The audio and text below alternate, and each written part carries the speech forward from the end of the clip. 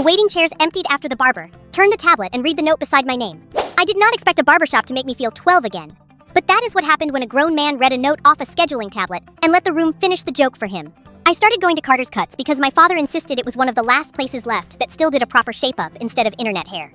He is 61, treats barbershops like community court, and thinks every trend is moral decline. I am 32. I fix commercial refrigeration. I need a straight line and a quiet chair. After my parents moved closer last year, I started going there because it was easier than hearing him complain every time he saw a cut he thought looked unfinished. Len liked deciding what kind of man everybody was.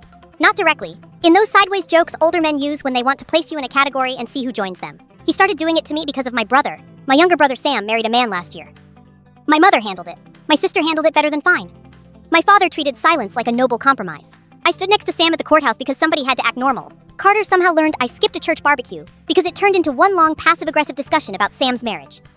After that, Len got narrower with the jokes. Asked whether I was still the progressive one in the family. Asked once if I wanted the cut soft around the edges. Asked if I was going to Sam's anniversary thing. The week before this happened, my father told me Sam should not expect public celebration if he wanted family peace. I told him peace that only works when one person goes quiet is not peace. He said I was always eager to embarrass him in front of people. That was the real issue. Audience. So I walked into Carter's tired. Saturday morning, full shop. 2 kids waiting with their grandfather.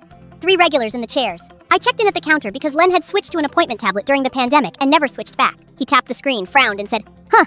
I asked what. Len turned the tablet just enough that I could see my name and a note beside it. He said, "You got a special request on here." I said, "What request?"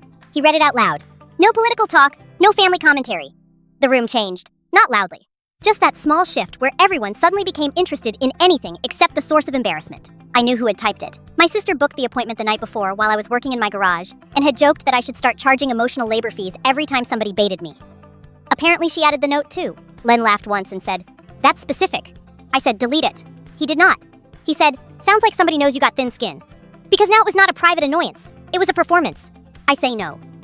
It sounds like somebody knows you can't cut hair without taking cheap shots at people's families. The silence after that landed hard. Len said, "I was joking." I said, "Then cut the joke out of my appointment." Nobody rescued him. One man looked down at his phone. The grandfather took both kids outside. Vince said, "Just fix the note and move on." Len deleted it.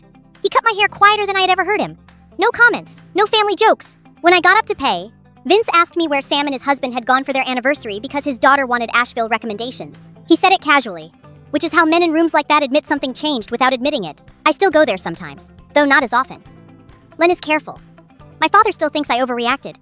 My sister apologized for the note and said maybe she accidentally did me a favor. Maybe she did.